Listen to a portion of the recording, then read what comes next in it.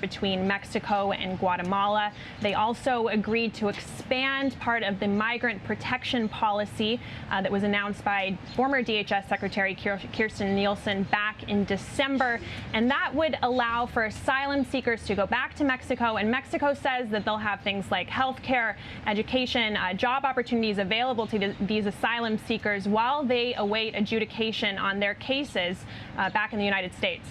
And Meredith, Quinn and I were talking earlier about this, that some of these things that were announced today have actually been announced previously. They've been on the table before. How much of the agreement that was reached and announced with big fanfare over the weekend is actually new?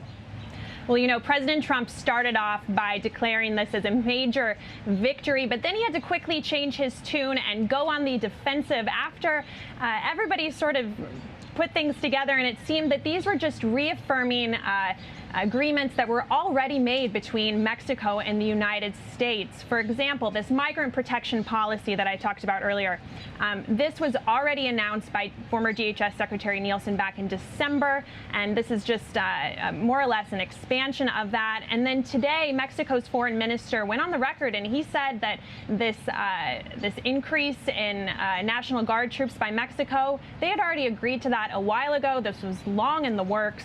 And so there really wasn't anything new here at all. Yeah, and Quinn, and the president vigorously defending this new agreement with Mexico. And I guess the half-glass full argument here is that the president did leverage a good bit with Mexico, get them some sense of urgency here. But the real proof will come on the numbers. Will they go down? Right. And you mentioned markets breathed a sigh of relief. I think Republicans over the weekend were also breathing a sigh of relief that these tariffs didn't actually have to go into effect today. We heard reaction from them over the weekend saying, yes, you know, while mixed reaction from Republican senators on the Sunday shows that while, yes, this was a good outcome, implementing tariffs doesn't sound like it was something they wanted to do. The business community seemed to be mobilizing almost to the point of revolt against the administration on this one. And Meredith, we're not done yet with this tariffs threat. First of all, the president today threatened new tariffs potentially against the French over wine, new tariffs on the Chinese, and he also teased what could be a surprise aspect of this Mexico agreement. What do we know about that? Yeah, this morning, President Trump tweeted that there were undisclosed new parts of this deal with Mexico that haven't been revealed yet. Now, when I asked White House officials on this, they were mum, and they wouldn't say what that was. And again, Mexico's foreign minister said that nothing in this agreement has been kept behind closed doors. But still, President Trump said if this X factor part of the deal, which we still don't know what that is, if that isn't revealed or if that isn't agreed to and ratified by Mexico's legislature, that he's going to impose even more tariffs. And like you said, President Trump, he's been on the defensive this morning. He even called into CNBC as he was watching television because he wanted to defend his use of tariffs as a negotiating tactic. And he went on to say that even things like French wines could be subject to tariffs. So things like champagne, Bordeaux, that we all love from France, could be subject to those as well. I don't know. I don't love any of that stuff, Meredith. But no, we'll see. Thank you so much, Meredith McGraw, for us at the White House. And we should say over at the State Department right now, Quinn, Secretary of State Mike Pompeo is holding a rare press conference in the briefing room. Let's listen in.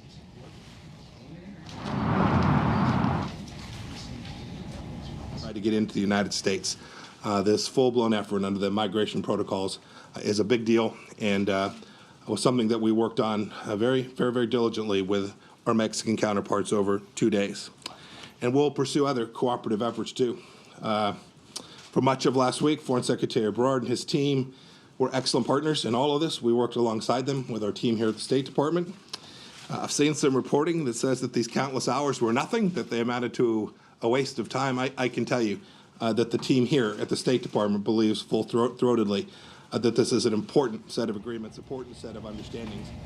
All right, and that's Secretary of State Mike Pompeo at the State Department giving a rare in-person briefing on the status of the agreement, Quinn. And we were just saying that the numbers here have been extraordinary. We have reached unprecedented levels of migrants showing up at the southern border.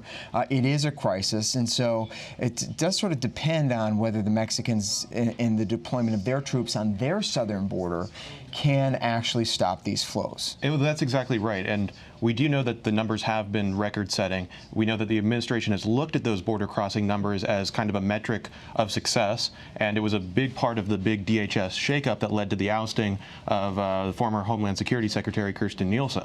So if they're going to continue to look at these apprehension numbers going forward as the metric for success, it also might be worth noting that during the late summer months, border crossings tend to go down, just a seasonal change that we see year after year.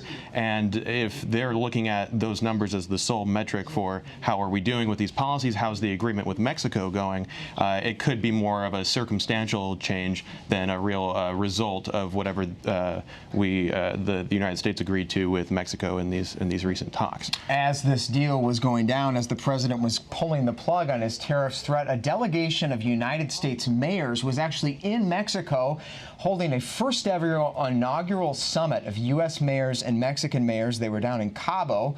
They were talking about collaboration. They were talking about trade. And in fact, the Mexican president was even there on Friday to meet with these U.S. mayors. One of them joins us now, the vice president of the U.S. Conference of Mayors, Brian Barnett of Rochester Hills, Michigan, joins us via FaceTime. Mr. Mayor, thank you so much for joining us in the briefing room. It's great to see you. So what was the reaction there at the summit when you guys first got news that the Mexico tariff threat had been averted?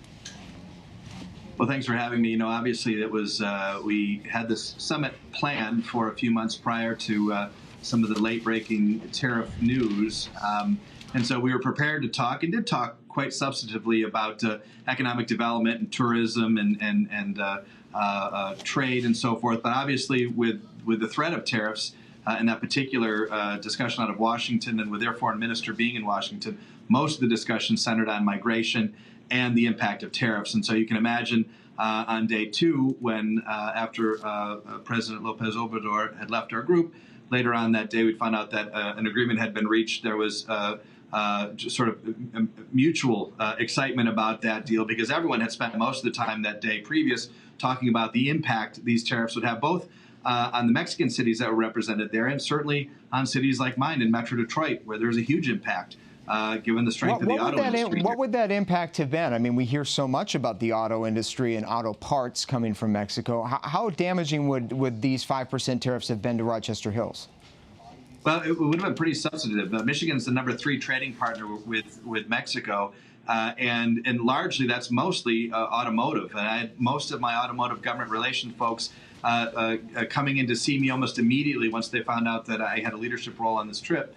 And talking about how much the impact would be. 22% of a General Motors vehicle is made in Mexico. 17% of an FCA vehicle. 14% of a Ford. Those are substantial numbers, and the impact would be felt pretty quick here. And so, obviously, even more so than many other states. We trail only California and Texas in terms of the amount of business we do with Mexico. It was a major deal to avoid those tariffs. Have you been troubled that the president, you're a Republican, Mr. Mayor, have you been troubled that he hasn't seemed to grasp the arguments that you're making and so many in the business community are making about how damaging this could be? You know, I don't pretend to have all the information that the president has when he's talking with these bilateral and trilateral agreements. Obviously, on the ground, my job is to represent the residents and businesses of my community, and they were unequivocally, going to be damaged by these tariffs. And so I went there with a message that that this policy was bad for Rochester Hills, generally a Republican city that supported the president in the last election. And so, listen, I am Republican. I a person who believes in capitalism and free trade, and so the tariffs aren't something that are personal and passionate. They are personal and passionate to me. It's something that I wanted to advocate for, even if that means a voice that doesn't always agree with the president. But I'm grateful that they were able to come up with a deal. I hope it's long lasting, and obviously Michigan and Rochester Hills are better for it. Yeah, and it certainly was neat to see the bridge building between some of America's mayors, Mexican mayors. In fact, we even spotted, I don't know if we have the picture, but we spotted some pretty amazing socks that you wore there at the at the inaugural summit, Mr. Mayor. Yeah, those are my patriotic socks, obviously. But it also should be mentioned that there were Canadian mayors at the table as well. It was the first North American summit, and of course, a mayor not too far from where I live in Leamington, Ontario, was was there representing the interests of their nation as well. You know, it's interesting, you know, there's a lot more that brings us together than that drives us apart. Often what's just covered are some of the significant challenges, but we're all, no matter the size of our city or the location, north or south of the Rio Grande, we're all really trying to create places of great economic opportunity for our residents. All right, Mayor Brian Barnett, Mayor of Rochester Hills, Michigan, also the Vice President of the U.S. Conference of Mayors, just in Mexico for the inaugural U.S.-Mexican Mayors Summit. Sir, thanks so much for joining us today. And let's go back to the White House, where our Meredith McGraw is standing by, because Meredith, the president is also keenly aware of the politics of the Midwest, Michigan, Iowa, two states that he knows are critical to his 2020 bid. And as we transition our show today to talk a little bit more about politics, he's headed there this weekend and right into the ground zero, if you will, of opposition to his tariffs. That's right. You know, President Trump tweeted over the weekend that Mexico had agreed to buy large quantities of agricultural products from the United States. And this was a big concern from farmers in the Midwest and places like Iowa and Michigan, places where he's going. Now, these tariffs have hit them hard, and these potential Mexican tariffs could also, they would be in addition to the tariffs that people have faced out there from these Chinese tariffs as well. And so for a lot of these farmers, they may have breathed a sigh of relief when Trump said he wasn't going to enact these tariffs.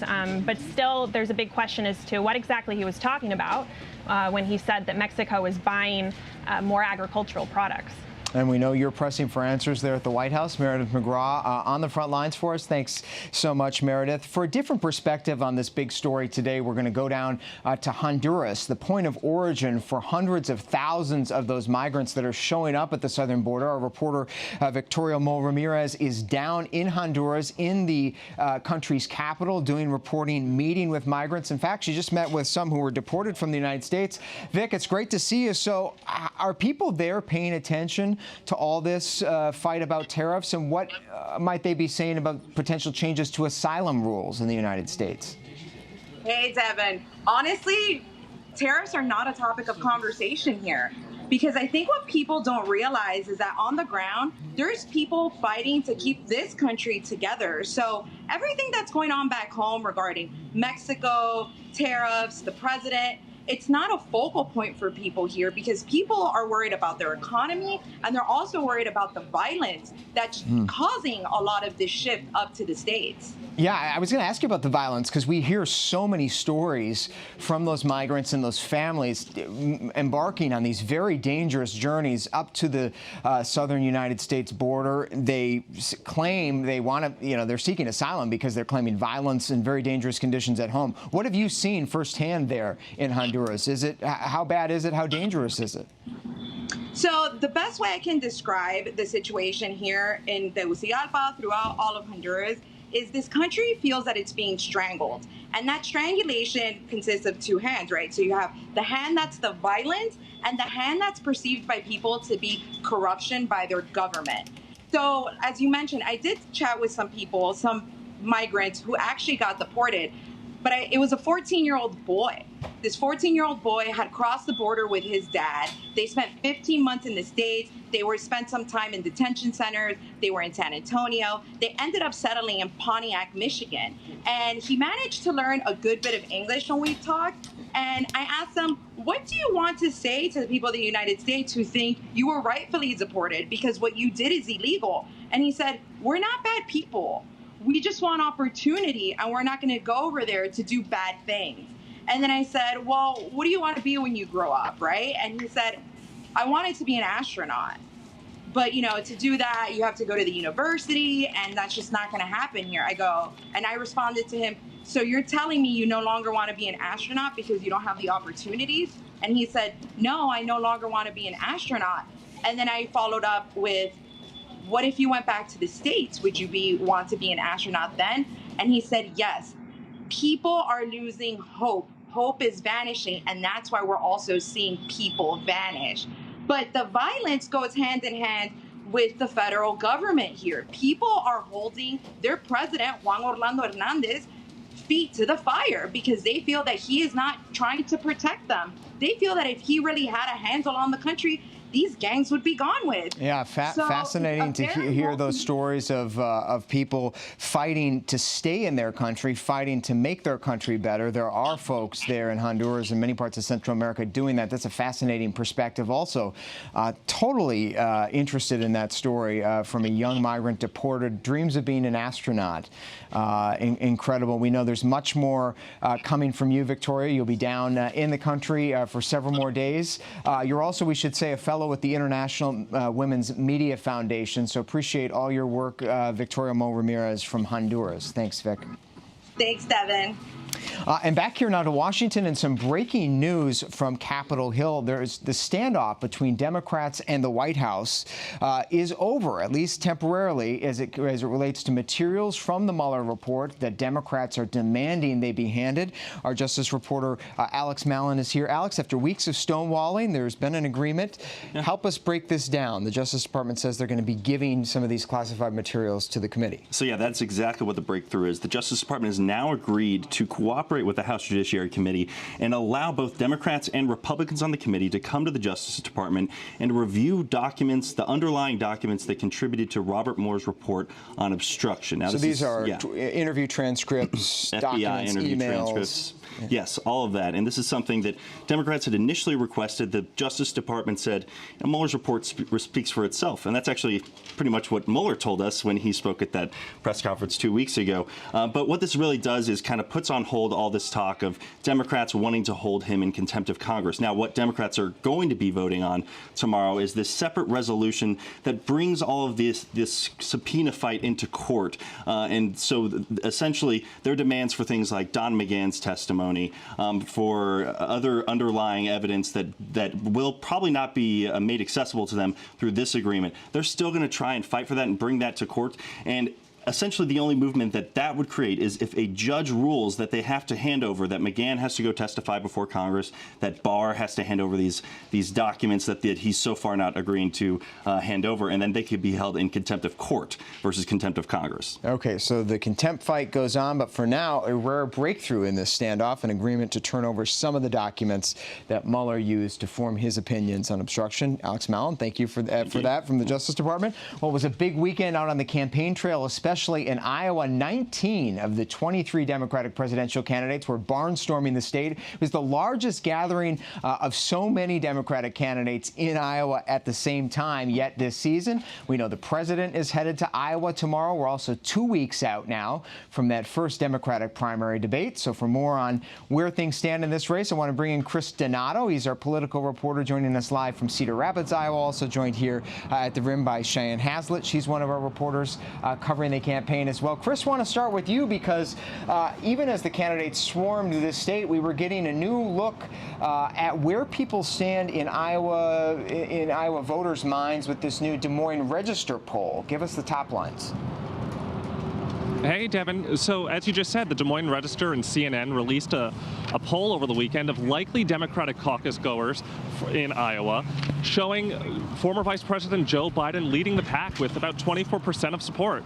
And not too far behind him, there's a statistical tie for second place between Senator Bernie Sanders and Senator Elizabeth Warren and South Bend Mayor Pete Buttigieg, all with about 15, 16, 17% of caucus goer support. And the big story out of this, Cheyenne, was the fact that Warren and Buttigieg have basically caught up to Bernie Sanders in this one poll. That's really stunning if you go back just a month ago. Yeah, absolutely. And you saw both Buttigieg and Warren out there this weekend in Iowa talking about, for Warren, big structural change, and for Pete Buttigieg that to make America great again will not work anymore because, as he said, normal was broken, and that's what got President Donald Trump elected. So you do have two candidates who, like Bernie Sanders, argue for change. And one really interesting thing about this poll is that Biden is in the lead, clearly, and then you have the second tier that's shifted around a bit. But voters who were asked in this poll about what age they prefer their candidate to be said only 1% thought it would be an advantage to be 70 or older. And noticeably, you have that's favorable to only one of those four candidates that we're talking about right now. Mayor Pete Buttigieg, who talks a lot about being a new generation of leadership. Bernie is 77, Biden is 76, Elizabeth Warren turns 70 at the end of June, and Trump is 72. Trump is 72. A lot of older candidates in the race this year, but not an advantage, at least according to that poll. Chris Donato, you were out there, though, making the rounds with a bunch of these candidates. What were voters interested in? What was the turnout like at some of these events? I know one of them has been likened to speed dating. Tell us about it. Well, you mentioned a couple of seconds ago, Devin, just down the road at the DoubleTree Hotel, 19 of those 23 candidates showed up, and they each had 5 minutes to speak and pitch their case to Iowans. Congressman Tim Ryan even likened the event to candidate speed dating. They had their 5 minutes, and whether they were ready to get off the stage or not, music started playing to get them off the stage. But the supporters lined the main street just down here in downtown Cedar Rapids, showing their support. It was a really loud and energetic scene all day long. Starting, I drove by at 4 in the morning, and there were Senator Klobuchar supporters already lining the street. All these candidates had really mini rallies and gatherings outside. Bernie Sanders even shutting down the road for a while, marching down the road with striking McDonald's workers. So we're in full swing out there, Chris, and it looks like a beautiful day in Cedar Rapids. Good luck traveling around the state. Chris Donato for us from Cedar Rapids. Great stuff. Thanks, Chris. Great to see you, Cheyenne. Thank you so much for your reporting as well. Finally today, after an extraordinary week commemorating the 75th anniversary of D-Day, and we saw those scenes playing out over in France, I got a chance to catch up with today with the only two members of Congress who jumped out of a plane together as part of those commemorations and festivities over the weekend. Jason Crow, Democrat of Colorado, Michael Waltz, a Republican of Florida, two veterans who told me they think we need more bipartisanship in Congress and veterans. So what was it like, Congressman Crow, the second you took the leap out of that plane over the weekend? What was going through your mind? Well, you know, I was an Army paratrooper in the Army, and when you jump out of that plane, you count to 5, and you just wait for that shock when the parachute deploys. So when the shock came, there was always that sign of relief when you know the parachute's there, you're not in free fall anymore, and then you just look out over the fields, and we saw the same fields, and you could see the coastline. I just thought about those paratroopers 75 years ago that saw the same sight. Yeah, Congressman Waltz, this was an extraordinary anniversary, an extraordinary show of solidarity between Americans and the French. When you jumped out and were in the air looking out, what were you thinking? So, you know, I had the honor of jumping out of one of the original planes that led the 101st Airborne invasion, the C-47 Dakota. So that in itself was incredible. This was actually used. This was actually used. It not just used, led. It was the point plane, the #1 plane for the 101st Airborne. So just to be in that plane was incredible. To jump out of it, of course, you're always glad the parachute opened. But then my immediate thought was to our forefathers who did it at night, under fire, landing in those fields, not knowing where everyone was. The Germans deliberately flooded some of them, so they drowned upon landing, and just an appreciation for what they went through and how momentous that task. But to walk in their footsteps was incredible. Rumor has it, Congressman Waltz, you jumped out with a couple of little extra goodies in your back section. We have some show and tell back here. So, of course, the helmet that we jumped with, vintage World War II, and the bag, we had in there a bottle of French wine, wrapped so that it survived. This was given to me by the host, our French host, the night before. We stayed in an 800-year-old manor near Cherbourg, and their relatives were there when the invasion occurred, and they were just so grateful to America. and then, of course, some Horse Soldier bourbon, which is distilled by some retired Green Berets from the that were in the invasion of Afghanistan. You are two of a very rare breed in our Congress right now, two veterans who have served. You know what it's like to jump out of that plane, not on a ceremonial occasion. I say the more veterans in Congress, the better on both sides of the aisle. We are focused on mission. We're focused on our country. We're focused on finding common ground to get things done. And taking it back to the jump that we just did, you know, on those planes rolling into D-Day, nobody cared about party or race or religion. It was about survival. It was about accomplishing your mission for America and for freedom. And that's what we're trying to bring back to the table. We have a lot in common as veterans. We have a background. We've served our country. You know, we disagree on policy and issues, and that's fine. You know, we can have that disagreement, but we come at this from a very different perspective. That we were sent here to Washington to try to find common bonds, to kind of find where we can agree, that common ground where we have traditionally, historically used to move forward. And that's what we're doing. We're working very hard to try to find that overlap and that area of agreement to work together. I think that the importance of having veterans in Congress with some dirt under our fingernails is not necessarily the technical aspects of the military or foreign policy. It's the ethos that we bring. We truly have skin in the game. We have lost classmates and brothers and sisters in arms for this country. So we are focused on getting the mission accomplished. And I think that part frustrates me when people are here for the wrong reasons. But again, the more veterans on both sides of the aisle, the better. And we salute the 96 veterans that serve in the 116th Congress and all who served and have sacrificed. We thank you for watching today, and our thanks again to Jason Crow of Colorado and Michael Waltz of Florida. We're here 3:30 p.m. Eastern Time every day on ABC News Live. I'm Devin Dwyer in Washington. See you next time in the briefing room.